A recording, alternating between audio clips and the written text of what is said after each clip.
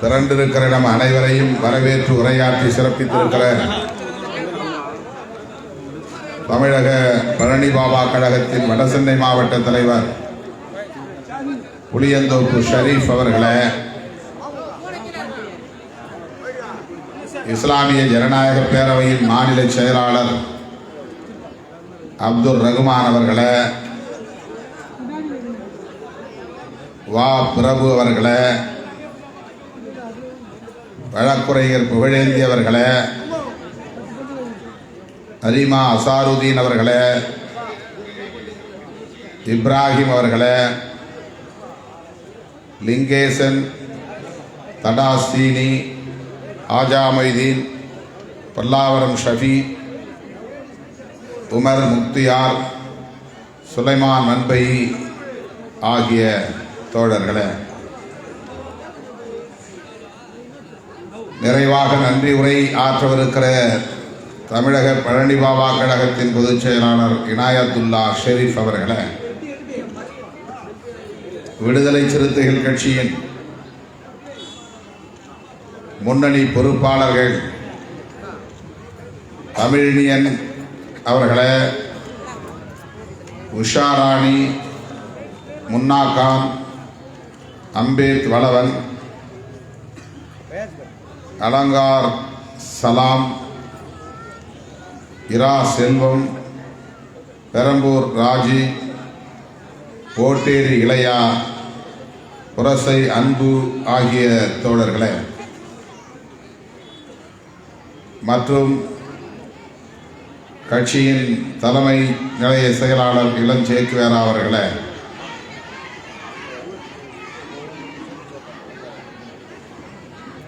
ஊடக அமைப்பாளர் ரவிச்சந்திரன் அவர்களே, மற்றும் விடுதலை சிறுத்தைகள் கட்சியின் முன்னோடிகளே, தமிழக பழனி பாபா கழகத்தின் முன்னணி பொறுப்பாளர்களே, இந்த பகுதி வாழ் பெரியோர்களே, தாய்மார்களே, திரளாக கூடியிருக்கிற என் உயிரின் உயிரான விடுதலை சிறுத்தைகளே, உங்கள் அனைவருக்கும் என்னுடைய பணிவார்ந்த வணக்கத்தை தெரிவித்துக் கொள்கிறேன். மறைந்த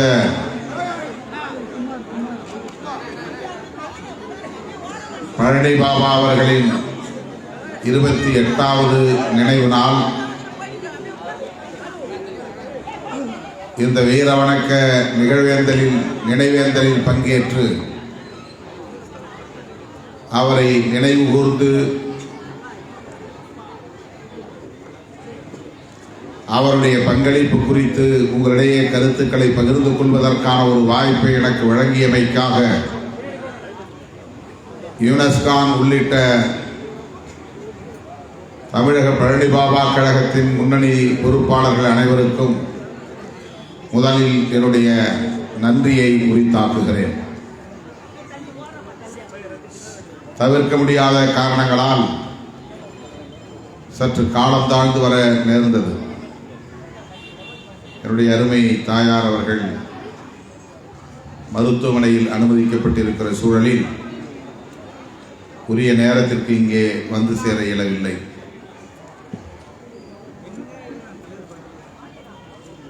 தோழர்கள் பொறுத்தருள வேண்டுகிறேன்.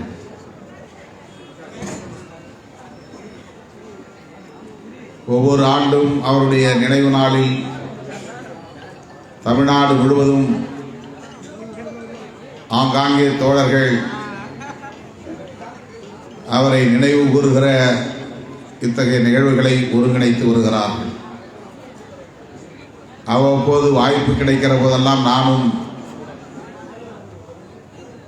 பங்கேற்று பழனி பாபா அவர்களை நினைவு கூர்ந்து உரையாற்றக்கூடிய ஒரு வாய்ப்பை பெற்றிருக்கிறேன், உரையாற்றி வருகிறேன். இன்றைக்கு இந்த வாய்ப்பை தமிழக பழனி பாபா கழகம் புளியந்தோப்பு பகுதியிலே உங்களோடு உரையாற்றக்கூடிய ஒரு வாய்ப்பை, உங்களிடையே உரையாற்றக்கூடிய ஒரு வாய்ப்பை எனக்கு ஏற்படுத்தி தந்திருக்கிறார்கள். பழனி பாபா அவர்களை இன்றைக்கு அனைத்து தரப்பு இளம் தலைமுறையினரும் நன்கு அறிவார்கள். சமூக ஊடகங்களில் அவருடைய உரைகள் எல்லாம் இன்றைக்கு வந்து கொண்டிருக்கின்றன. பலரும் பதிவேற்றம் செய்திருக்கிறார்கள். 90களின் தொடக்கத்தில் நான் விடுதலை சிறுத்தைகள் இயக்கத்தை மதுரை மண்ணில் பொறுப்பேற்று நடத்திய காலத்தில் அண்ணன் பழனி பாபா அவர்களை மேலூரிலே பேச வைப்பதற்கான முயற்சியை மேற்கொண்டேன். அதைத்தான் இங்கே அப்துல் ரஹ்மான் சுட்டிக்காட்டினார். சிறுத்தைகளின் கூட்டத்தில் ஒரு சிங்கத்தின் கர்ஜனை என்று நான் தலைப்பிட்டு அவர் உரையாற்றவிருப்பதை துண்டறிக்கையாக அச்சிட்டு மதுரை வட்டாரத்தில் அன்றைக்கு பரப்பினோம். கடைசி நேரத்திலே காவல்துறை அனுமதி மறுத்துவிட்டது. இந்த நிகழ்ச்சிக்காக புறப்பட்டு வந்து கொண்டிருந்தவர் வழியிலே என்னை சந்தித்தார். மேலூருக்கு வராமல் இடையிலே திருப்பத்தூரிலே இருக்கிறேன், வாருங்கள் என்று என்னை அழைத்தார். போனோம். இந்த நிகழ்ச்சி நடைபெறாவிட்டால் வருந்த வேண்டாம், நமக்கு ஒரு வாய்ப்பு மீண்டும் உருவாகும், அனுமதி பெற்றே நிகழ்ச்சியை நடத்துவோம், வருத்தப்பட வேண்டாம் என்று சொல்லி என்னை ஆற்றுப்படுத்தினார். அதன் பிறகுதான் கடலூர் மாவட்டம் நெல்லிக்குப்பத்திலே அவரும் நானும் ஒரே மேடையில் பேசுகிற வாய்ப்பை பெற்றோம்.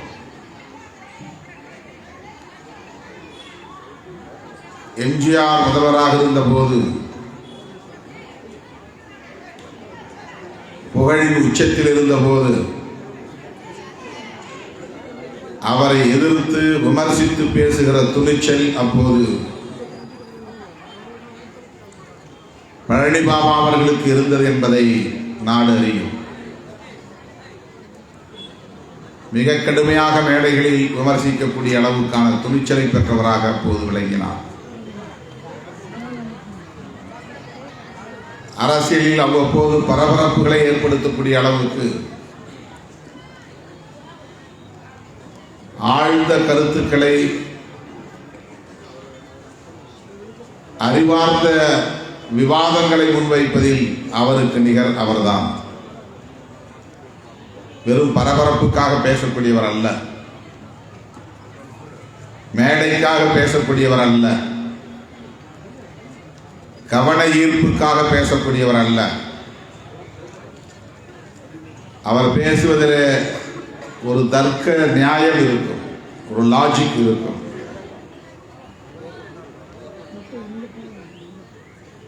அவருடைய உரையில்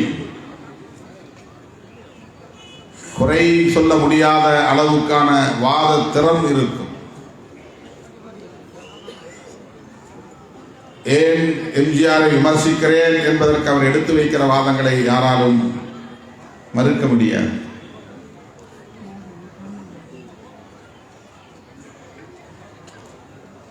கொள்கை சார்ந்துதான் அவருடைய விமர்சனங்கள் இருக்கும். அவரிடத்தில் மதவெறி உணர்வோ இனவெறி உணர்வோ மேலோங்கி இருந்ததில்லை.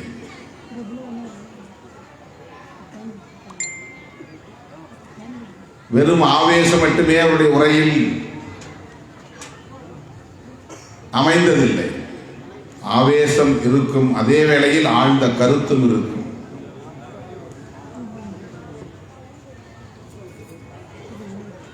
எப்படி இவ்வாறு துணிச்சலாக பேசுகிறார் என்று அனைவரும் வியக்கக்கூடிய வகையில் அவருடைய உரையில் வீச்சு இருக்கும்.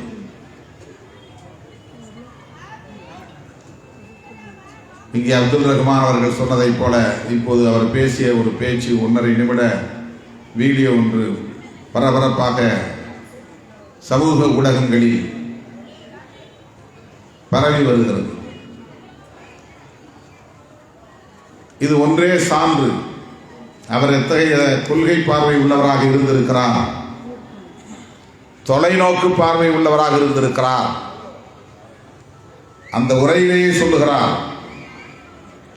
நான் இதற்கு பிறகு உயிரோடு இருப்பேனோ அல்லது இல்லாமல் இருப்பேனோ எனக்கு தெரியாது.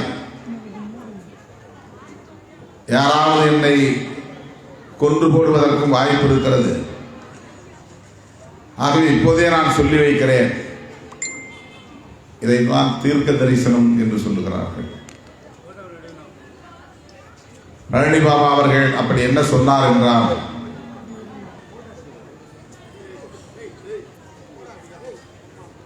ஒரு இஸ்லாமியராக இருந்து கொண்டு வெறும் இஸ்லாம் மதம் சார்ந்த மார்க்கம் சார்ந்த கருத்துக்களை மட்டுமே பேசக்கூடியவராக இல்லாமல்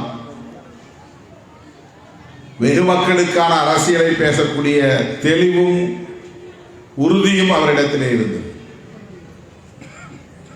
என்ன சொன்னார் என்றால், பெரியாரையும் அம்பேத்கரையும் ஏற்றுக்கொள்ளாதவன் எவனாயிருந்தாலும் அவனை நம்பாதே என்று சொன்னார்.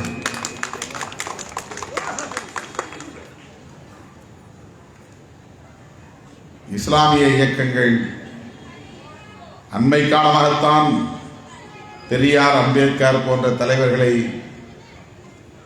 வெகுவாக பேசத் தொடங்கி இருக்கிறார்கள். நான் 35-40 ஆண்டுகளாக இந்த களத்திலே நிற்கிறேன். ஆனால் அன்றைக்கே பழனி பாபா அவர்கள் பெரியாரையும் அம்பேத்கரையும் ஏற்காதவன் எவனாக இருந்தாலும் அவனை நம்பாதே, பெரியாரையும் அம்பேத்கரையும் விமர்சிக்கிறவனால் உனக்கு ஆபத்து இருக்கிறது என்றும் சொன்னார். எவ்வளவு பெரிய ஒரு சிந்தனை தெளிவு அவரிடத்திலே இருந்திருக்கிறது. வெறும் மதம் சார்ந்த தலைவர்களை அவர் அடையாளப்படுத்தவில்லை. கண்ணிய தமிழர் காயிதே மில்லத்தை போற்றி புகழ வேண்டும், எங்கள் இஸ்லாமிய தலைவர், அவரை நீங்கள் ஏற்றுக்கொள்ள வேண்டும், அவரை ஏற்காதவனை நீங்கள் புறந்தள்ள வேண்டும் என்று அவர் பேசவில்லை. தமிழ்நாட்டு மக்களின் எதிர்காலத்தை கருத்தில் கொண்டு பின்னாளில் எவனாவது அப்படி வருவான், பெரியாரை விமர்சிப்பான் என்பதை தீர்க்க தரிசனத்தால் பார்த்து இப்படி ஒரு கருத்தை அவர் சொல்லியிருக்கிறார் என்றால், அவர் ஒன்றும் திமுக காரர் அல்ல, அதிமுக காரர் அல்ல, கலைஞரின் தொண்டர் அல்ல, எம்ஜிஆரின் தொண்டர் அல்ல, திராவிடர் கழகத்தை சார்ந்தவரும் அல்ல. பார்ப்பனியத்தை புரிந்து கொண்டவர், அதுதான் முக்கியமானது. பார்ப்பனியத்தை புரிந்து கொண்டவர் என்றால் சனாதன தர்மத்தை புரிந்து கொண்டவர் என்று பொருள். அது எவ்வளவு ஆபத்தான ஒரு கோட்பாடு, அதனால் எப்படி இந்த சமூகத்திற்கு தீங்குகள் காலம் காலமாய் தொடருகின்றன, அந்த சனாதனத்தை வேறறுக்க வேண்டிய தேவை என்ன என்பதை ஆழமாக புரிந்து கொண்டவர். ஒரு தலித் இயக்கத்தை சார்ந்த தலைவராக இருந்து அம்பேத்கரை அவர் குறிப்பிட்டு சொல்லவில்லை.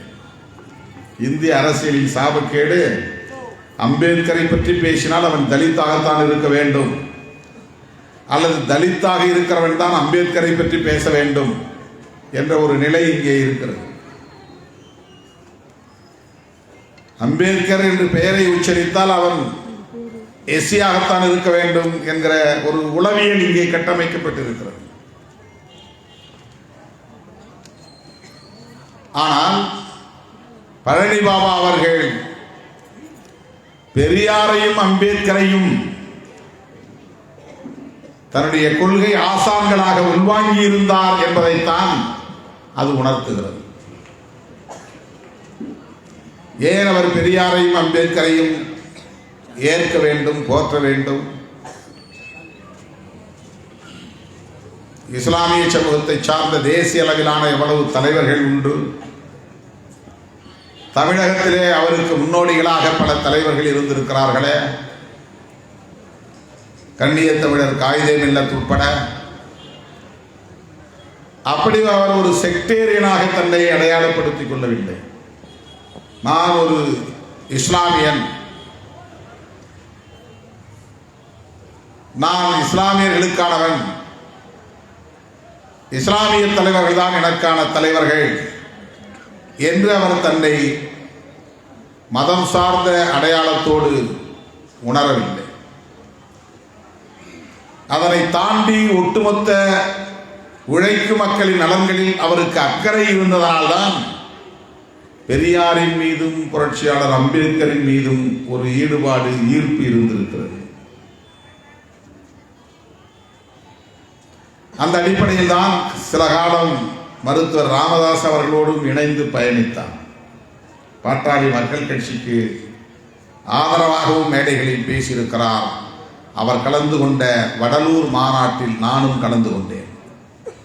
பாட்டாளி மக்கள் கட்சி வடலூரில் தமிழர் வாழ்வுரிமை மாநாடு ஒன்றை நடத்தியது, சென்னையில் நடத்தியதைப் போல. அந்த மாநாட்டில் சிறப்பு பேச்சாளர்களாக அழைக்கப்பட்டவர்களும் பழனி பாபா அவர்களும் ஒருவர், நானும் அதிலே ஒருவன். 2 பேரும் அந்த மேடையில் பேசியிருக்கிறோம்.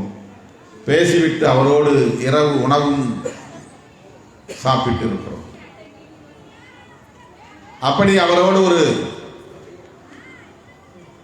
நெருக்கம் எனக்கு ஏற்பட்டது என்பதை நான் எண்ணி பெருமைப்படுகிறேன். அவருடைய உரைகளை இன்றைக்கும் யார் கேட்டாலும் அந்த உரைக்கு ஒரு தம்பயப்படுகிற நிலை, அந்த உரைக்கு மயங்குகிற நிலையை கட்டாயம் பெறக்கூடும். அந்த பேச்சிலே அப்படி ஒரு காந்தம் உண்டு, அந்த குரலிலே ஒரு இனிமை உண்டு. வெறும் கத்தலாக இருக்கார், வெறுமென கத்த மாட்டார். ஆவேசமாக பேசினால்தான் மக்களை ஈர்க்க முடியும் என்றில்லை.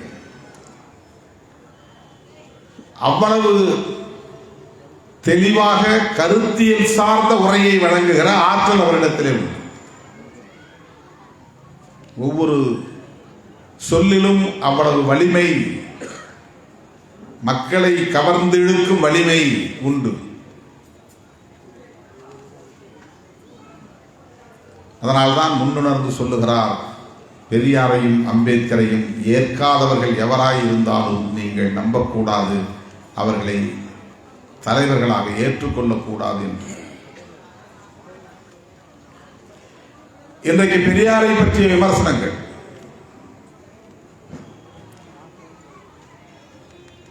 மிக கடுமையாக, கொச்சையாக முன்வைக்கப்படுகின்றன. பெரியார் சொன்னார், என்னை ஒருவர் விமர்சிக்கிறான் என்று சொன்னால் அதை நான் வரவேற்க கடமைப்பட்டிருக்கிறேன். நான் சொல்லுவதை தவறு என்று சொல்லி புதிய கருத்துக்களை, உண்மைகளை சொல்லக்கூடிய ஒரு மாற்றம் நிகழ்ந்தால், அது சரியாக இருந்தால் நான் அதை வரவேற்பேன் என்கிற கருத்து கொண்டவர் பெரியார். நான் சொல்லுகிறேன் என்பதற்காக கண்ணை மூடிக்கொண்டு எதையும் ஏற்றுக்கொள்ளாதே. உனக்கு சரி என்று பட்டால் ஏற்றுக்கொள். பகுத்தறிவு பூர்வமாக எதையும் சிந்தித்து பார். எனவே பெரியாரை விமர்சிக்க கூடாது என்று இல்லை. விமர்சனங்களை ஏற்கிற பக்குவமும் முதிர்ச்சியும் பெரியாருக்கு உண்டு. ஆனால் விமர்சனம் என்கிற பெயரால் இன்றைக்கு அவதூறுகளை பரப்புகிறார்கள், கொச்சைப்படுத்துகிறார்கள்.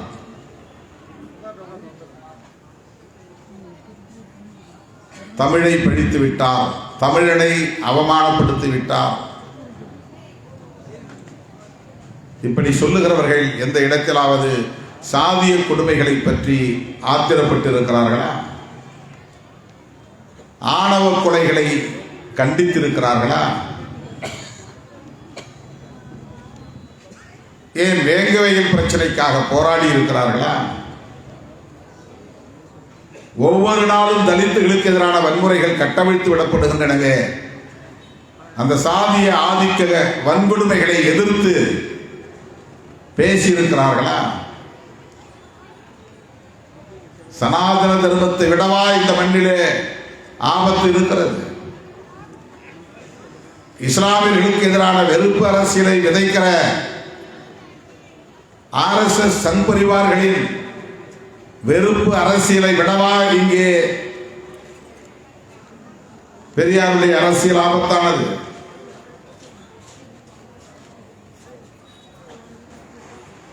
எண்ணி பார்க்க வேண்டும். மாட்டு வணிகம் செய்யக்கூடிய இஸ்லாமியர்களை தேடி தேடி பிடித்து பசுமாட்டை இவர்கள் வதை செய்கிறார்கள் என்று சொல்லி அடித்து கொலை செய்கிற மாப் லிஞ்சிங், கும்பல் கொலை எவ்வளவு கொடூரமானது! அதை கண்டிக்கிற திராணி இங்கே பெரியாரை விமர்சிப்பவர்களுக்கு உண்டா? பாபர் மசூதி இடிக்கப்பட்டதே, அந்த இடத்தில் இன்றைக்கு ராமர் கோவில் கட்டி இருக்கிறார்களே, நீதிமன்றத்தையும் பயன்படுத்தி ஒரு பெரிய அநீதியை இழைத்திருக்கிறார்களே, இது எவ்வளவு பெரிய கொடூரம், குரூரம்! அதற்கு இவரிடத்திலே கொந்தளிப்பு இருக்கிறதா? குமுறல் இருக்கிறதா? ஆத்திரம் இருக்கிறதா? ஆவேசம் வருகிறதா? தீர்ப்பு வந்து கொண்டிருக்கிற போதே நான் அதிவையில் எரிய எரிய அதை கண்டித்தேன், விமர்சித்தேன். ஏன் அது அநீதி என்பதை என்னால் உணர முடிந்தது. உச்ச நீதிமன்றமாயிருந்தால் என்ன, எந்த நீதிமன்றமாயிருந்தால் என்ன, அநீதியை சொல்லுகிற போது அதை விமர்சிக்காமல் எப்படி இருக்க முடியும்? கண்டெம்ட் ஆஃப் கோர்ட் என்றார்கள், வரட்டும். ஆனால் இதை விமர்சிக்காமல் இருக்க முடியாது. இயல்பாக அந்த கொந்தளிப்பு வந்தது. 500 ரூபாய் 1000 ரூபாய் நோட்டு செல்லாது என்று மோடி சொன்ன போது நாடே உறைந்து போய், அதிர்ச்சியில் உறைந்து போய் கிடந்த நேரத்தில் அரை மணி நேரத்தில் பத்திரிகையாளர்களை கூட்டி நான் பேட்டி கொடுத்தேன், எடுத்தேன், கவிழ்த்தேன் என்று இந்த அறிவிப்பை செய்திருக்கிற மோடியின் போக்கை விடுதலை சிறுத்தைகள் கட்சி கண்டிக்கிறது. இவர் அரசமைப்பு சட்டத்திற்கு எதிராக செயல்படுகிறார். இந்த அரசமைப்பு சட்டத்தை பாதுகாக்க நாங்கள் மாநாடு நடத்துவோம் என்று பாண்டிச்சேரியிலே அரசமைப்பு சட்ட பாதுகாப்பு மாநாட்டை உடனே அறிவித்தேன். அப்படி மோடியின் செயல்பாடுகளை கண்டிக்கிற துணிச்சல் இவர்களுக்கு உண்டா? எண்ணி பார்க்க வேண்டும். இஸ்லாமியர்களுக்கும் கிறிஸ்தவர்களுக்கும் பாதுகாப்பற்ற ஒரு சூழல் தேசம் முழுவதும் இருக்கிறது. CAA சட்டம் எவ்வளவு ஆபத்தான ஒரு சட்டம், பாகுபாடு நிறைந்த ஒரு சட்டம், அரசமைப்பு சட்டத்திற்கு எதிரான ஒரு சட்டம். மதத்தின் பெயரால், சாதியின் பெயரால், இனத்தின் பெயரால் பாகுபாடு காட்டக்கூடாது என்பது அரசமைப்பு சட்டத்தின் உறுப்பு எண் 15 கூறுகிறது. ஆர்டிகிள் 15, 17 இவையெல்லாம் அதை கூறுகிறது. ஆனால் இவர்கள் CAA சட்டத்தில் என்ன சொல்லுகிறார்கள்? அண்டை மாநிலங்களில் இருந்து அகதிகளாக தஞ்சம் புகக்கூடியவர்கள் இந்துக்களாக இருந்தால், கிறிஸ்தவர்களாக இருந்தால், சமணர்களாக, பௌத்தர்களாக இருந்தால், பார்சிகளாக இருந்தால் குடியுரிமை தருவோம், முஸ்லிம்களாக இருந்தால் தரமாட்டோம் என்று சட்டம் கொண்டு வந்திருக்கிறார்கள். இது எவ்வளவு பெரிய அநீதி! இதை விட என்ன ஆபத்து வேண்டும்? இவ்வளவு ஆபத்தான சக்திகளை எதிர்க்காமல், விமர்சிக்காமல் பெரியாரை விமர்சிக்கிறார்கள் என்றால், பெரியாரை விமர்சிப்பது என்பது RSS அஜெண்டா. பெரியார் என்கிற பிம்பத்தை தகர்க்க வேண்டும் என்பது BJPயின் செயல் திட்டம். பெரியாரை வீழ்த்தினால்தான் நம்முடைய சனாதன தர்மத்திற்கு பாதுகாப்பு உருவாகும் என்பது பார்ப்பன சமூகம், பனியா சமூகத்தினரின் நம்பிக்கை. இன்றைக்கு நேற்றுக்கல்ல, தொடர்ந்து பெரியார் வாழும் காலத்திலேயே பெரியாருக்கு எதிராக அவர்கள் அரசியல் செய்தார்கள். பெரியாரை ஒழித்து கட்ட முயற்சித்தார்கள். அவருடைய அரசியலை ஒழித்து கட்ட முயற்சித்தார்கள். பெரியார் மறைந்ததும் எல்லாம் ஒழிந்தது என்று அவர்கள் பெருமூச்சு விட்ட போதுதான் பெரியாரின் அரசியலை தொடர்ந்து எடுத்துச் செல்ல இதோ நான் இருக்கிறேன் என்று பேரறிஞர் அண்ணா வந்தார்.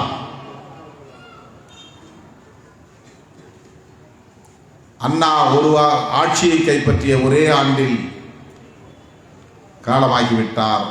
அப்போது அவர்கள் மகிழ்ச்சி அடைந்தார்கள். ஆனால் அதே இயக்கத்தை கட்டி காப்பாற்றுவதற்கு, பெரியாரின் அரசியலை முன்னெடுத்து செல்வதற்கு நான் இருக்கிறேன் என்று கலைஞர் வந்தார். தொடர்ச்சியாக இப்படி அவர்கள் திராவிட இயக்கங்களை வீழ்த்த வேண்டும் என்கிற செயல் திட்டத்தை வரையறுத்துக் கொண்டு செயல்பட்டு வருகிற கும்பல். சோ ராமசாமி அவர் மறைந்து விட்டார். அவருடைய வாரிசாக இன்றைக்கு குருமூர்த்தி என்பவர் இருக்கிறார். எச் ராஜா, இவர்களெல்லாம் யார்? இவர்கள் எப்படி பெரியாரை ஏற்றுக்கொள்வார்கள்? பெரியாரை போற்றுகிற பழனி பாபாவை ஏற்றுக்கொள்வார்கள். பழனி பாபாவுக்கு வீர வணக்க நிகழ்ச்சி நடத்துகிற, அதில் கலந்து உரையாற்றுகிற திருமாவளவனை ஏற்றுக்கொள்வார்கள். ஒருபோதும் ஏற்றுக்கொள்ள மாட்டார்கள்.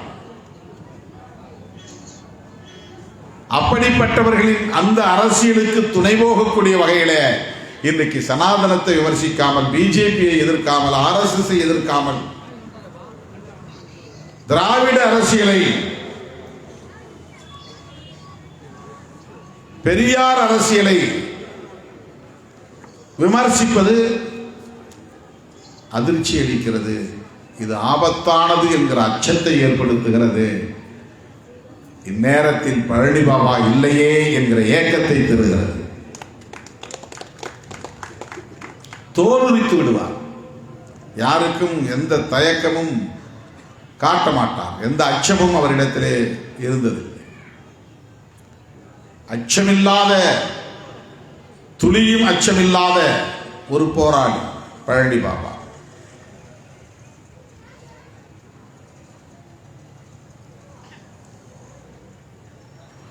அவருடைய பார்வை ஒவ்வொன்றும் வித்தியாசமானதாக இருக்கும்.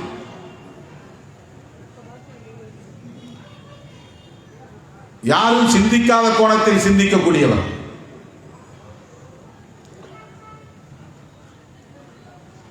மேடையில் யார் இருக்கிறார்கள் என்று பார்த்து முகஸ்துதி பார்த்து பேசக்கூடியவர் அல்ல. ராமதாஸ் அவர்களையே கூட மேடையில் வைத்துக் கொண்டு பல முறை அவரையே விமர்சிக்கக்கூடிய துணிச்சலை பெற்றிருந்தார். வடலூர் கூட்டத்தில் பேசுகிற போது தலித் இயக்கங்களையும் விமர்சித்தார். நான் அந்த மேடையில் இருந்தேன். இவர் ஷெட்யூல் வகுப்பு மக்களிடத்திலே போய் மன்றாடுகிறார். என்னை முச்சந்தியிலே வைத்து விசாரியுங்கள் என்கிறார். நான் சட்டையை காட்டுகிறேன், ட்ரௌசரை காட்டுகிறேன் என்றெல்லாம் சொல்லுகிறார். இப்படியெல்லாம் நீங்கள் சொல்லியும் அவர்கள் உங்களை நம்பவில்லை என்று சொன்னார். அதில் இரண்டு பொருள் இருக்கிறது.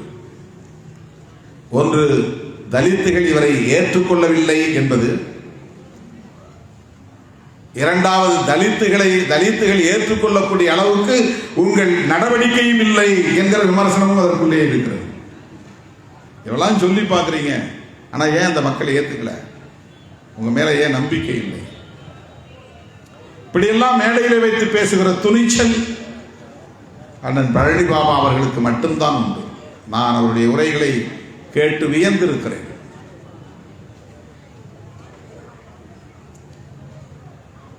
பழனி பாபா அவர்கள் எந்த மதத்தின் மீதும் வெறுப்பு அரசியலை விதைத்ததில்லை. இஸ்லாத்தை அவர் உயர்த்தி பிடிக்கிறார். இஸ்லாமிய தர்மங்களை, அற கருத்துக்களை அவர் விவரித்து பேசுகிறார். என்றாலும் பிற மதத்தினரை விமர்சித்ததில்லை.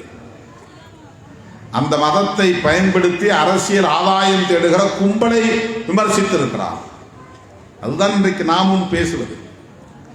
நாம் பேசுவதும் அதுதான். பெரியார் பேசியதும் அதுதான். பெரியார் தமிழை சனியன் என்று சொன்னார் என்றால் அதற்கு காரணம் இருக்கிறது.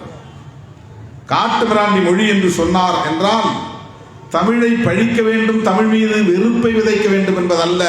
அந்த தமிழ் மொழியில் மூட நம்பிக்கைகள் நிறைந்த புராண கதைகள் தான் இருக்கின்றன.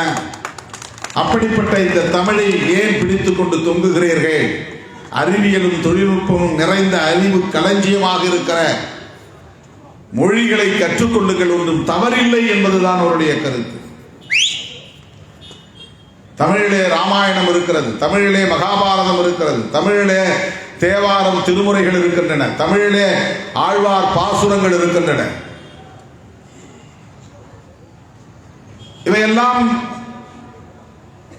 புராண கதைகளை அடிப்படையாக கொண்டவை, புனைவுகளை அடிப்படையாக கொண்டவை, பகுத்தறிவு கருத்துக்களுக்கு இடம் தராதவை, அறிவியல் சிந்தனைகளுக்கு ஊக்கமளிக்காதவை. ஒரு புத்தகத்தை படித்தால் நமக்கு புதிய புதிய சிந்தனைகள் முகிழ்க்க வேண்டும், மலர வேண்டும், அறிவார்ந்த சிந்தனைகள் வளர வேண்டும். படிக்கிற போதே நமக்கு கிளை சிந்தனைகள் உருவாகும். அதுதான் ஒரு சிறந்த புத்தகத்தின் அடையாளம். ஒரு வரியை படித்தால் அந்த வரி நமக்குள் ஏற்படுத்துகிற தாக்கம், அது குறித்த வேறு வேறு புதிய புதிய சிந்தனைகளை நமக்கு உருவாக்கும். அப்படித்தான் விஞ்ஞானிகள் தோன்றுகிறார்கள், அப்படித்தான் தத்துவ ஞானிகள் தோன்றுகிறார்கள். ஆனால் தமிழிலே நாம் என்ன படிக்கிறோம் என்றால், வெறும் மூட நம்பிக்கைகளை உள்வாங்கிக் கொண்டு பேய் இருக்கிறது, பிசாசு இருக்கிறது என்று அஞ்சி அஞ்சி வாழுகிற ஒரு சமூகத்தைத்தான் அது உருவாக்குகிறது. அப்படிப்பட்ட ஒரு மொழி காட்டுமிராண்டி காலத்தில், மனித நாகரிகம் அடையாத காலத்தில் பேசப்பட்ட மொழியாகவே இன்றைக்கும் இருக்கிறது. தற்காலத்திற்கு ஏற்ப அது தன்னை தகவமைத்துக் கொள்ளவில்லை என்கிற விரக்தியின் அடிப்படையில் சொன்ன வார்த்தை அது. பெற்ற பிள்ளை அடங்காவிட்டால் சனியனே என்று சொல்லுவதில்லையா? எங்கிருந்து வந்து பிறந்தாலும் சனியன். அதனால் பிள்ளையை தூக்கி குப்பையில வீசி விடுவார்களா? வேண்டாம் என்று பொருளா? வெறுத்து விட்டார்கள் என்று பொருளா? ஒரு விரக்தி. தாயே பிள்ளையை சனியன் என்று திட்டுவதை நாம் பார்க்கிறோம். உட்கார்ந்து பல பேர் அந்த திட்டு வாங்கியிருக்க வாய்ப்பு இருக்கிறது.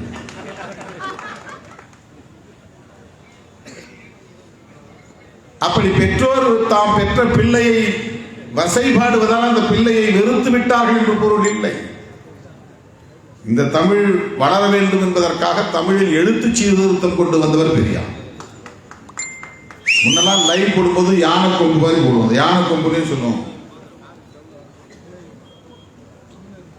அது தேவையில்லை என்று சொன்னவர் பெரியார், தமிழ் அறிஞர்கள் இல்லை. எல்லாத்துக்கும் கைக்கு ரெட்டை கொம்பு போடுற மாதிரி ரெட்டை சுழி கை என்று எழுதுகிற போது, லை என்கிற போது யானை தும்பிக்கை தேவையில்லை, அதுவும் ரெட்டை சுழி போடலாம் என்று சொன்னவர் பெரியார். 247 எழுத்துக்கள் தேவையில்லை, அதை இன்னும் சுருக்க வேண்டும் என்று சொன்னவர் பெரியார்.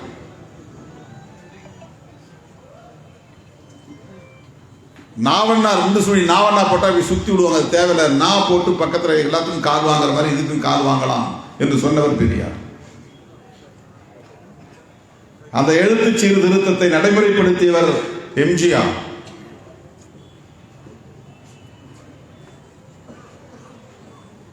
அப்படிப்பட்ட பெரியாரை பழனி பாபாவால் புரிந்து கொள்ள முடிந்தது, பெரியாரை ஏற்றுக்கொள்ள முடிந்தது, பெரியாரை போற்ற முடிந்தது. இஸ்லாமிய சொந்தங்கள் நினைவிலே கொள்ள வேண்டும், நெஞ்சிலே இருத்த வேண்டும். பழனி பாபாவை நேசிக்கக்கூடிய ஒவ்வொரு இஸ்லாமிய இளைஞனும் அதை உள்வாங்கிக் கொள்ள வேண்டும். பெரியாருக்கு இறை நம்பிக்கை இல்லை என்பது வேறு. இஸ்லாமியர்களுக்கு இறை நம்பிக்கை தான் முதன்மையானது. இறை அச்சம் மிக முக்கியமானது. எந்த ஒரு மனிதனுக்கு இறை நம்பிக்கை இருக்கிறதோ அவனுக்குத்தான் இறை அச்சம். கடவுள் இருக்கிறான், பார்த்துக்கிட்டே இருக்கிறான் அப்படிங்கிற பயம் இருக்கும். கடவுள் இருக்கிறான் என்று நம்பினால்தான் கடவுள் நம்மை கவனித்துக் கொண்டே இருக்கிறான் என்கிற அச்சம் வரும். அந்த அச்சம் தேவை என்று சொல்லுகிறது இஸ்லாம். யாருக்கும் தெரியாது நாம் திருட்டுத்தனமாக ஒரு வேலையை செய்கிறோம், என்று ஒரு மனிதன் எல்லோருடைய கண்களையும் மறைத்து திருட்டுத்தனமான வேலைகளில் ஈடுபட முடியும்.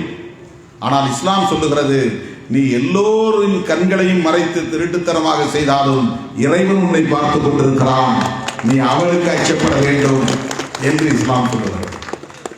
அந்த இறை அச்சம் தேவை. எவனும் இல்லை என்று நீ எண்ணிவிடாதே. உன்னை போன்ற மனிதன் உன்னை கவனிக்காமல் இருக்கலாம், உன்னை சுற்றி மனிதர்கள் யாரும் இல்லாமல் இருக்கலாம். ஆனால் உன்னை சுற்றிலும் 360 டிகிரியிலும் இறைவன் இருக்கிறான், எப்போதும் விழித்துக் கொண்டே இருக்கிறான், பார்த்து கொண்டே இருக்கிறான் என்கிற அந்த உணர்வு இருக்கிறதே, அந்த இறை அச்சம், அது இஸ்லாத்தில் மிக முக்கியமானது. பெரியார் வேறு எந்த மதங்களையும் விமர்சிக்கவில்லை, இந்து மதத்தை மட்டும் விமர்சித்தார் என்று குறை சொல்லுகிறார்கள். ஆமாம், வேறு எந்த மதத்தையும் அவர் விமர்சிக்கவில்லை. அதற்கு 2 காரணம். அவர் ஒரு இந்துவாக இருந்து கொண்டு பிற மதங்களை விமர்சிக்க கூடாது, அது ஏற்புடையதல்ல, அது நாகரிகம் அல்ல. ஒரு இந்துவாக இருந்து கொண்டு பிற மதங்களை விமர்சிக்க கூடாது. 2வது, வேறு எந்த மதங்களிலும் இல்லாத பாகுபாடு என்பது இந்து மதத்தில் மட்டும்தான் இருக்கிறது. பாகுபாடு, பிறப்பின் அடிப்படையிலே உயர்வு தாழ்வு, உயர்ந்த சாதி தாழ்ந்த சாதி, ஒவ்வொரு சாதிக்கு இடையிலும் பாகுபாடு, ஒரே சாதி ஒரே குடும்பம், ஆணுக்கும் பெண்ணுக்கும் பாகுபாடு, ஆம்பளை பிள்ளைக்கு ஒரு மரியாதை, பொம்பளை பிள்ளைக்கு ஒரு மரியாதை. ஆம்பளை பிள்ளை எத்தனை தடவை ஃபெயில் ஆனாலும் மறுபடியும் படிக்க வைப்பாங்க. பொம்பளை பிள்ளை எவ்வளவு மார்க் எடுத்தாலும் நல்லா படித்தாலும் வயசுக்கு வந்துட்டா நிறுத்திடுவாங்க, வெளியே அனுப்ப மாட்டாங்க. போதும், எவனுக்கோ ஒருத்தர் பிடிச்சி கொடுக்குற பொருளை அதுக்கு ஏன் கொட்டி கொட்டி செலவழித்து படிக்க வச்சு அது நல்ல நிலைக்கு போய் வேற எவனுக்கோ போய் சம்பாதிச்சு கொடுக்கணும்?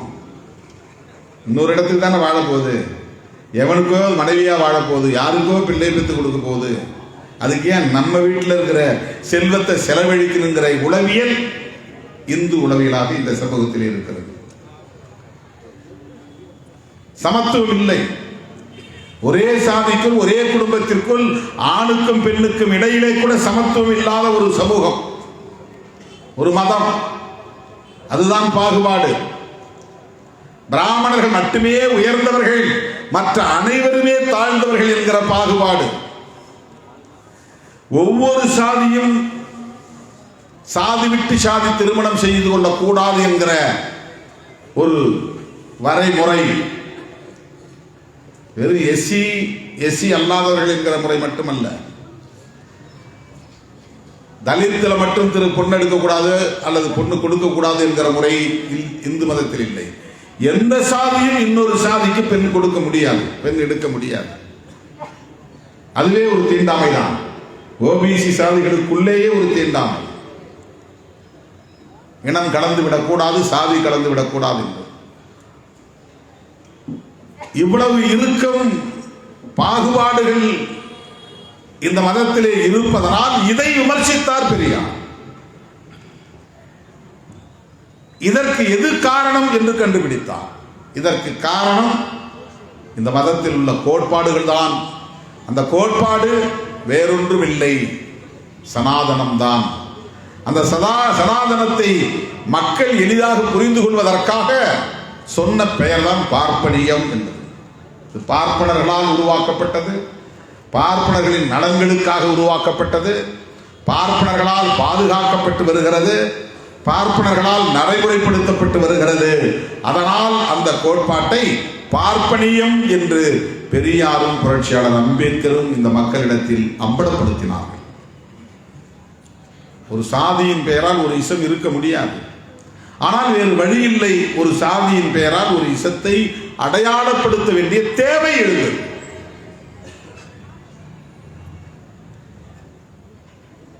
அந்த குறிப்பிட்ட சாதியின் மீதான வெறுப்பு அல்ல. இன்றைக்கு கூட உச்ச நீதிமன்றத்தில் இருக்கக்கூடிய மொத்த நீதிபதிகளில் ஓபிசி சமூகத்தை சார்ந்த பிற்படுத்தப்பட்டவர்கள் அல்லது சத்திரியர்கள் எத்தனை பேர்? விரல் விட்டு எண்ணக்கூடிய 1 அல்லது 2 பேர் தான். ஷெட்யூல் காஸ்ட் ஷெட்யூல் ட்ரைப்ஸ் எப்போதாவது 1-2 பேர் வருவார்கள். கேஜி பாலகிருஷ்ணன் இருந்தார், அதற்கு முன்னால் வரதராஜன் இருந்தார், இப்போது ஒருவர் இருக்கிறார், கவாய் என்ற பெயர், கவாயுடைய பேரன். மற்ற அனைவருமே உயர் சாதி, குறிப்பாக பிராமணர்கள். ஐஐடியில் இருக்கிற பேராசிரியர்களை போய் எடுத்து பாருங்கள். இதில் எப்படி ஒரு இஸ்லாமியர் வர முடியும்? எப்படி ஒரு கிறிஸ்தவர் வர முடியும்? ஐஐடி, ஐஐஎம், இதுபோல பல உயர்ந்த கல்வி நிறுவனங்கள், எய்ம்ஸ், சென்ட்ரல் யூனிவர்சிட்டிஸ், மத்திய பல்கலைக்கழகங்கள் உயர் சமூகத்தை சார்ந்தவர்கள் தான், அல்லது முன்னேறிய சாதிகளை சார்ந்தவர்கள் தான், அல்லது பார்ப்பன பணியா சமூகங்களை சார்ந்தவர்கள் தான் வர முடியும், வருகிறார்கள். 21ஆம் நூற்றாண்டிலும் இந்த நிலைதான் நீடிக்கிறது என்றால் அதற்கு என்ன காரணம்?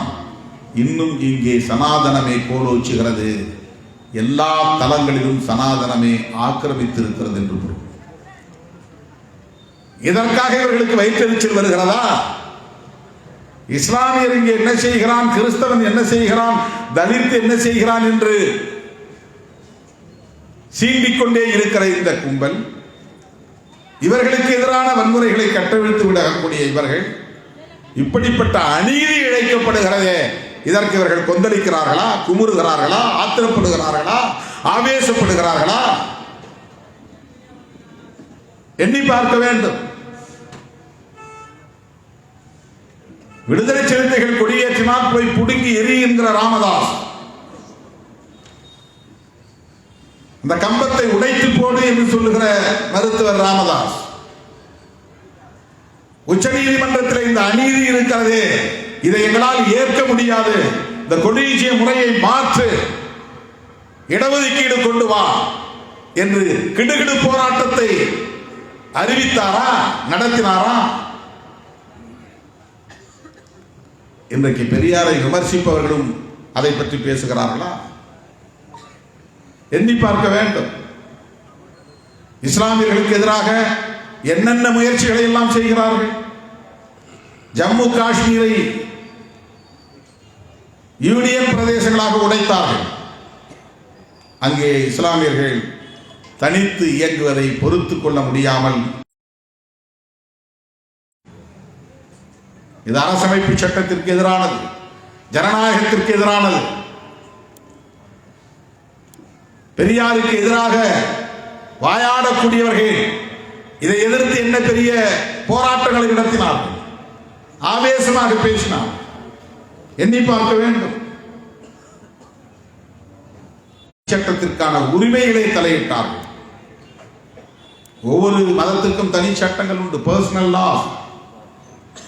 இஸ்லாமியர்களுக்கும் தனி சட்டம் உண்டு. ஆனால் இவர்களுக்கு மட்டும் என்ன சிறப்பு சட்டம்? இது என்ன கேள்வி? இது முட்டாள்தனமான கேள்வி. பெரும்பான்மை மதத்தை சார்ந்தவர்கள் சிறுபான்மையினரை பாதுகாப்போடு வாழ அரவணைக்க வேண்டும், அதுதான் சிறந்த ஜனநாயகம் என்று புரட்சியாளர் அம்பேத்கர் கூறுகிறார். அதுதான் உலகம் முழுவதும் இருக்கிற வரையறை.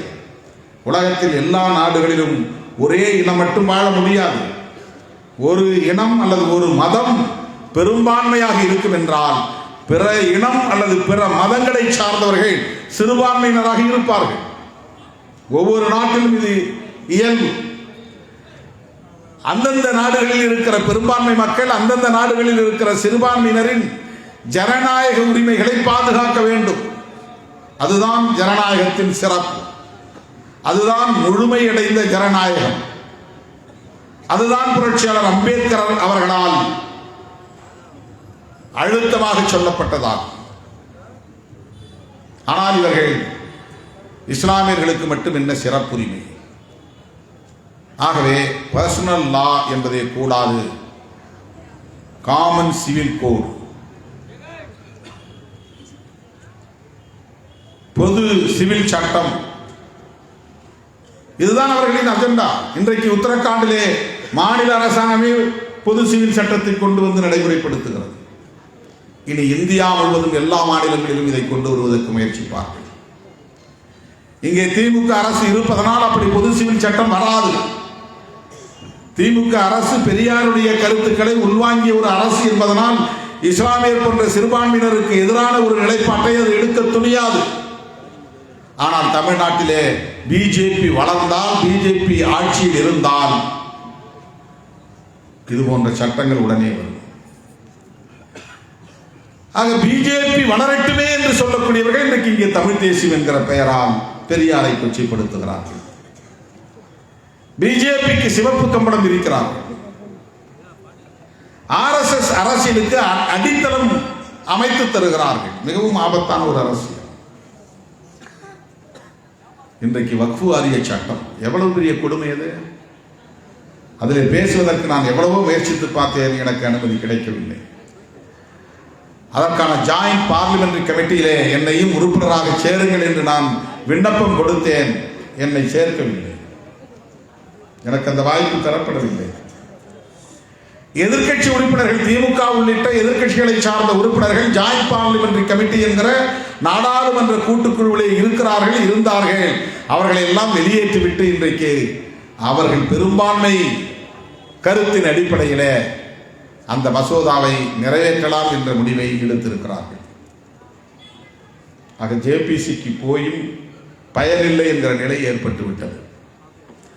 அதாவது வக்ஃபு வாரிய சட்டத்தில்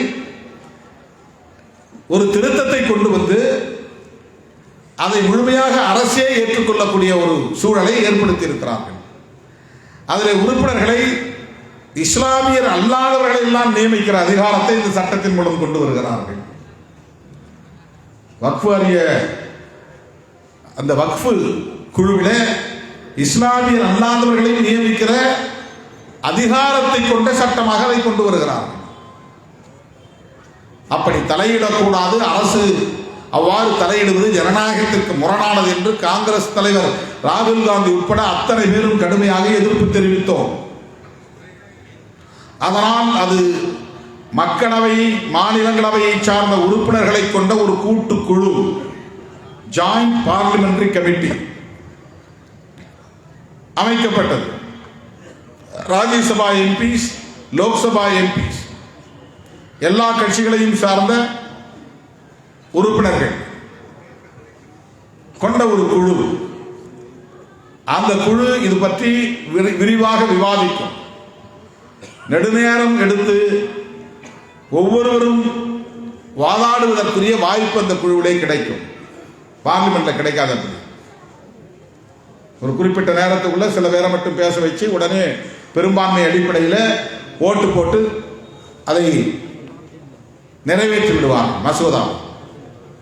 அந்த மாதிரி அவசரமாக செய்யக்கூடாது, விரிவாக விவாதிக்க வேண்டும், ஒவ்வொருவரும் கருத்து சொல்ல வேண்டும், ஒவ்வொரு கட்சியின் சார்பிலும் வாதாடுவதற்கு வாய்ப்பு தர வேண்டும் என்கிற அடிப்படையில் உருவாக்கப்படுவதுதான் ஜாயிண்ட் பார்லிமெண்டரி கமிட்டி. அந்த அடிப்படையிலே பல கூட்டங்கள் நடந்தன. எதிர்க்கட்சிகள் கடுமையாக எதிர்ப்பு தெரிவித்தன.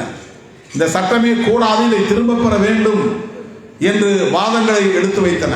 ஆனால் அவர்கள் வழக்கம் போல எப்படி லோக்சபாவில் பெரும்பான்மையை பயன்படுத்தி சிறுபான்மையினரின் கருத்துக்களை புறந்தள்ளுகிறார்களோ அதை போல ஜேபிசியிலும் அவர்கள் பெரும்பான்மையாக இடம்பெற்று எதிர்க்கட்சிகளின் வாதங்களை புறந்தள்ளிவிட்டார்கள்.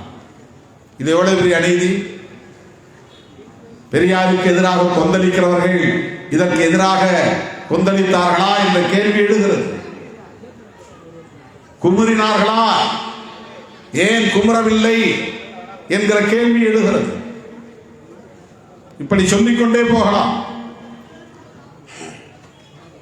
அடுத்தடுத்து பல மசூதிகளை குறிவைக்கிறார்கள். வேண்டுமென்றே சட்டம் ஒழுங்கு பிரச்சனையை ஏற்படுத்தி நீதிமன்ற வழக்குகளாக மாற்றுகிறார்கள். நீதிமன்றங்களில் தங்களுக்கு வேண்டியவர்களை நியமனம் செய்து அதன் மூலம் நீதிமன்றத்தின் வாயிலாக தாம் விரும்புகிற நீதியை எழுதி வாங்குகிறார்கள். ராமர் மசூதி வழக்கிலே அப்படி எழுதி வாங்கப்பட்ட தீர்ப்பு தான்.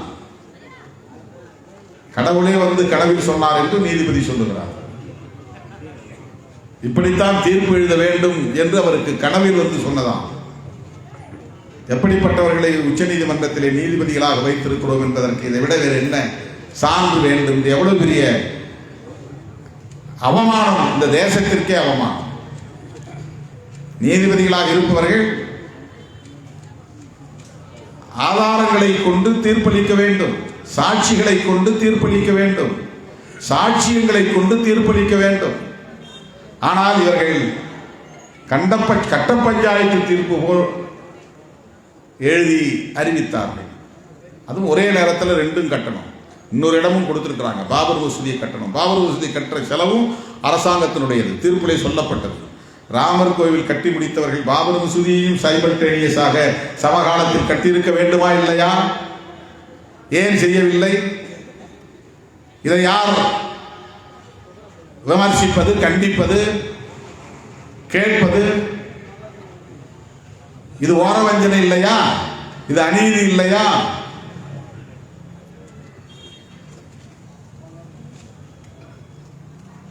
பள்ளி வளாகங்களுக்குள்ளே புகுந்து, கல்லூரி வளாகங்களுக்குள்ளே புகுந்து, அந்த பிஞ்சு உள்ளங்களில், குழந்தை உள்ளங்களில், இளம்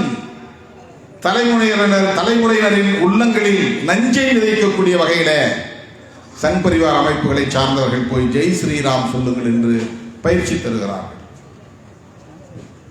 கர்நாடகாவிலே அப்படி ஒரு பள்ளியில் நடந்ததை நாம் பார்த்தோம். ஒரு தங்கை அல்லாஹு அக்பர் என்று துணிச்சலாக முழக்கமிட்டவாறு வகுப்புக்கு சென்றதை நாம் பார்த்தோம். அந்த காட்சி எனக்குள் மிகப்பெரிய தாக்கத்தை ஏற்படுத்தியது. அந்த தங்கையை நான் நெஞ்சார பாராட்டிக் கொண்டே நாடாளுமன்றத்திற்குள் நுழைந்தேன். நானும் அதே முழக்கத்தை மக்களவையில் எழுப்பினேன். அந்த தங்கையின் முழக்கம் என் காதுகளில் ஒலித்துக் கொண்டே இருந்தது. என்னை அறியாமல் நான் அல்லாஹு அக்பர், ஜெய் பீம் என்று முழக்கம் எழுப்பினேன். வேறு எந்த நோக்கமும் எனக்கு இல்லை, எந்த கால்குலேஷன் கிடையாது, எந்த கணக்கு வழக்கம் இல்லை. ஒரு கணக்கின் அடிப்படையிலே நான் அதை பேசவில்லை. இதை பேசினால் இந்த லாபம் கிடைக்கும் என்று பேசுகிறார். பிஜேபி பேசுவதை நாம் பேசினால் பிஜேபிக்கு ஆதரவாக இருப்பவர்கள் எல்லாம் நமக்கு ஓட்டு போடுவார்கள் என்று கணக்கு போட்டு பெரியாரை விமர்சிக்கிறார்கள். ஈரோடு கிழக்கு தொகுதியில் பிஜேபி வேட்பாளரை நிறுத்தவில்லை, அதிமுகவும் வேட்பாளரை நிறுத்தவில்லை. அந்த கட்சிகளுக்கு வாக்களிப்பவர்கள் திமுகவுக்கு போட மாட்டார்கள், போடக்கூடாது. இப்படி பேசினால் அந்த வாக்குகள் நமக்கு கொஞ்சமாவது வரும் என்கிற எதிர்பார்ப்பு கணக்குகளோடு இப்படி பேசுகிறார்கள். இப்படியெல்லாம் கணக்கு போட்டு நாம் பேசுவதில்லை. வாக்கு வங்கி அடிப்படையில் நாம் கருத்துக்களை முன்வைப்பதில்லை. மக்களவையிலே நான் என்னை அறியாமல் அப்படி ஒரு முழக்கத்தை எழுப்பினேன் என்றால் அதற்கு என்ன காரணம்? அந்த தங்கை அப்படி தன்னை சுற்றி நின்று பல பேர் அவரை உணர்ச்சியை, கோபத்தை, அவருடைய ஆத்திரத்தை தூண்டக்கூடிய வகையிலே முழக்கங்கள் எழுப்பினாலும் அவர் நிதானமாக இறைவனின் பெயரை உச்சரித்துக் கொண்டே உள்ளே போனார். வேறு யாரையும் எதிர்த்து முழக்கமிடவில்லை. இஸ்லாம் அப்படித்தான் மக்களை அமைப்பாக்குகிறது, அரசியல்படுத்துகிறது.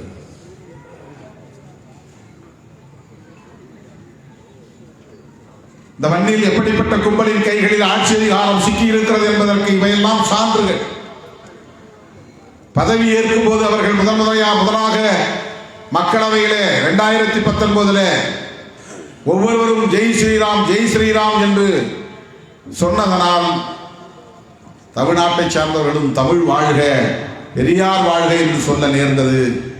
திருமாவளவன் அம்பேத்கர் வாழ்க, பெரியார் வாழ்க, ஜனநாயகம் வெல்க, சமூக நீதி வெல்க என்று முழக்கமிட வேண்டிய தேவை வந்தது.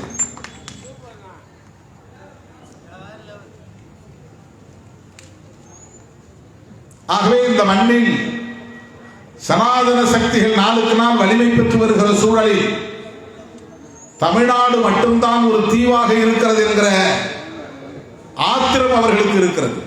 கர்நாடகாவில் ஆட்சியை கைப்பற்ற முடிகிறது, ஆந்திராவிலே ஒரு தாக்கத்தை ஏற்படுத்த முடிகிறது, தெலுங்கானாவிலே குறிப்பிட்ட எண்ணிக்கையில் வெற்றி பெற முடிகிறது, கேரளாவிலும் கூட நல்ல சதவிகிதத்தை பெற முடிகிறது. மேற்கு வங்கத்திலே மம்தா பானர்ஜியை கூட விரட்ட முடிகிறது, அச்சுறுத்த முடிகிறது. தமிழ்நாட்டில் வாலாட்ட முடியவில்லையே என்கிற ஆத்திரம் அவர்களுக்கு இருக்கிறது. வாள் ஆட்டினால் ஒட்ட நறுக்கப்படும் என்பது அவர்களுக்கு தெரியும். வாள் ஆட்டுங்கள் என்று இங்கே சிலர் குதிக்கிறார்கள்.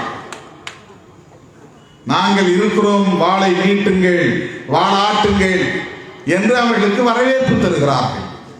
நீங்கள் பேசுகிற அதே அரசியலை நானும் பேசுகிறேன் என்று பேசுகிறார்கள். ஒன்றை சொல்லிக்கொள்ள நான் விரும்புகிறேன். இங்கே திராவிட இயக்கங்கள் அதை தடுக்கிறதோ இல்லையோ, விடுதலை சிறுத்தைகள் தடுப்போம். திக எதிர்வினை ஆற்றாமல் இருக்கலாம், திமுக கண்டும் காணாமல் அமைதியாக இருக்கலாம். விடுதலை சிறுத்தைகள் அப்படி வேடிக்கை பார்க்க மாட்டோம். சனாதனம் இங்கே வேர் பிடிப்பதற்கு ஒருபோதும் இடம் கொடுக்க மாட்டோம். சங்க பரிவாரங்கள் இங்கே காலூன்றுவதற்கு ஒருபோதும் இடம் கொடுக்க மாட்டோம். இதனால் எங்களுக்கு எந்த அரசியல் இழப்பு ஏற்பட்டாலும் அதை பொருட்படுத்த மாட்டோம்.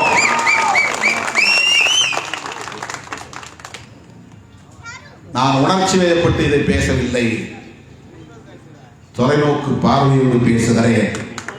பெரியாரின் பிள்ளை என்கிற உணர்வோடு, புரட்சியாளர் அம்பேத்கரின் பிள்ளை என்கிற உணர்வோடு இந்த களத்திலே நான் நின்று இதை பேசுகிறேன். 4 இடங்களை 8 இடங்களாக ஆக்க வேண்டும் என்கிற முனைப்பை விட 2 எம்பிக்களை 4 எம்பிக்களாக உயர்த்த வேண்டும் என்கிற முனைப்பை விட பிற்போக்கு சக்திகளை இங்கே வேர்பிடித்து விடக் கூடாது என்று தடுக்க வேண்டும் என்கிற முனைப்பு தான் விடுதலை சிறுத்தைகளுக்கு மேலோங்கி இருக்கிறது. சனாதன சக்திகளை இங்கே காலூன்றி விடக்கூடாது. சிறுபான்மையினருக்கு எதிரான சக்திகள், ஜனநாயகத்திற்கு எதிரான சக்திகள், அரசமைப்பு சட்டத்திற்கு எதிரான சக்திகள், மதவெறி சக்திகள், சாதிவெறி சக்திகள் இங்கே வலிமை பெற்றுவிடக் கூடாது. ஓரிரு மாதங்களுக்கு முன்பு எவ்வளவு நெருக்கடிகளை நாம் சந்திக்க நேர்ந்தது என்பது உங்களுக்கு தெரியும். நம்மை வைத்து பகடைக்காய் உருட்ட பார்த்தார்கள். நீங்கள் நினைப்பது போல் திருமாவளவன் இல்லை என்பதை காலம் அவர்களுக்கு உணர்த்தியது. நீங்கள் தப்பு கணக்கு போடுவது போல் சிறுத்தைகள் இயக்கம் இல்லை என்பதை காலம் அவர்களுக்கு உணர்த்தியது.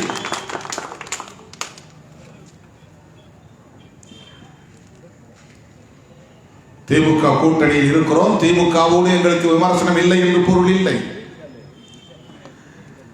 திமுக அரசோடு நாங்கள் பயணிக்கிறோம், திமுக அரசோடு முழுமையாக நாங்கள் மனநிறைவோடு இருக்கிறோம் என்று பொருள் இல்லை.